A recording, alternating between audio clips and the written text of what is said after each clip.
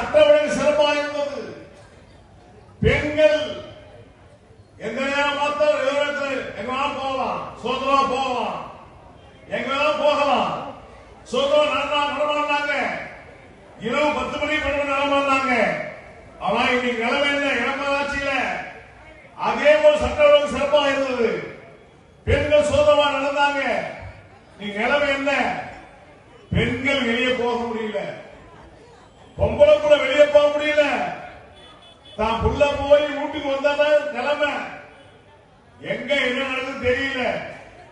வன்கொடுமை எங்க பார்த்தாலும் பெண்களுடைய என்ன சாதாரண விஷயமா பாலியல் தொந்தரவு